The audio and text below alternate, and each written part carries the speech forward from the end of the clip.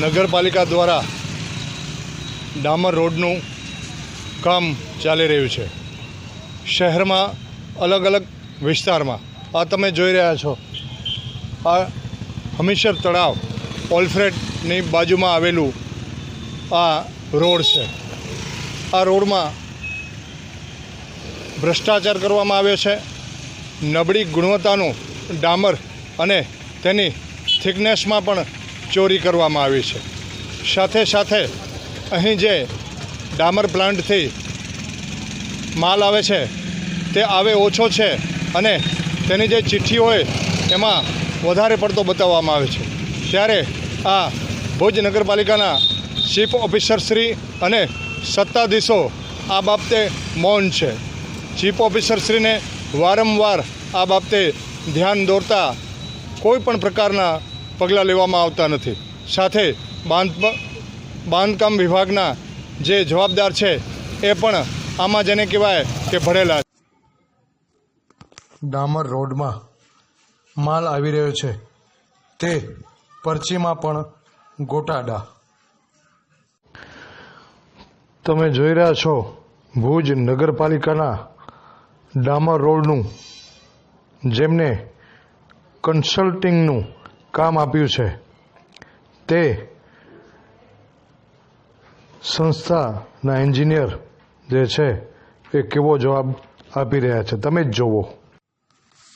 ભુજ નગરપાલિકાના પ્રાઇવેટ કન્સલ્ટિંગનું જેને કામ છે તેના એન્જિનિયરનો જવાબ આપ જ સાંભળો તેના મોઢે। તમને બતાવી દીધું ને હાલ અહીંયા બોર્ડ કે કાંઈ નથી, મારે એ બાબતે તમારે જોવાનું હોય કે ન હોય? એટલે બોર્ડ તો આપણે જે ઓ તો લખેલા જ છે કે આગળ રસ્તો ચાલુ છે, બરોબર? અને એ પ્રમાણે આપણા જે બોર્ડ જે હોય છે એ લગાવી દીધા છે। એને કામગીરી બાબતેની કાંઈ સૂચના નથી અંદર કે ભાઈ આટલું ટેન્ડર છે આ યોજનામાંથી જે આ તે એ બાબતે શું કહેવા માંગુ? તમને આ જાણવાનું હોય કે નહીં? એટલે આમાં એવું છે કે એ હજુ હાલ ફિલહાલ હું છું નવો છું એટલે મને આ ખબર નથી એમ। એટલે તમને ખબર નથી નવા? ભુજ નગરપાલિકા દ્વારા ચાલતા ડામરકામ અંગે ભ્રષ્ટાચારની ફરિયાદો લોકોમાંથી ઉઠી છે, ત્યારે આ અંગે ડામરકામ જેમને રાખ્યું છે કોન્ટ્રાક્ટર છે એમને આપણે સાંભળીએ શું કહે છે કોન્ટ્રાક્ટર આ બાબતે। શું નામ છે તમારું? ધર્મેન્દ્રભાઈ, આપનું કયું કન્સ્ટ્રક્શન? હે, વિજય કન્સ્ટ્રક્શન। અચ્છા, ભુજ નગરપાલિકાનું કામ છે આ? હાજી। અચ્છા, હા, ખાસ કરીને વિજયભાઈ આપને કેટલા વિસ્તારમાં કામ કરવાના છે? જુદા જુદા વિસ્તારમાં છે। અત્યાર સુધી કેટલા વિસ્તારમાં કર્યું? હજુ શરૂઆત જ છે। આ પહેલી શરૂઆત છે? ના ના, એમ બીજો રોડ છે પણ શરૂઆત જ છે હજુ। અચ્છા, આના પહેલાં ક્યાં કર્યો રોડ? કંસારા બજાર। કંસારા બજારમાં। હા, ખાસ કરીને વિજયભાઈ અહીંયા સરકારી કોઈ અધિકારીઓ કે કોઈ ભુજ નગરપાલિકાના છે ને રોડ થઈ રહ્યો છે એ બાબતે શું કહો તમે? ના ના, આ રે ને કન્સલ્ટન્ટનો એમનો સ્ટાફ હાજર જ છે।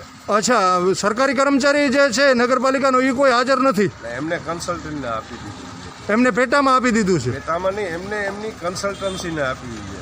અચ્છા, ખાસ કરીને બીજું કે ભાઈ તમે આ ગાડી આવે છે માલની, એમાં વેઇટ કેટલો હોય છે?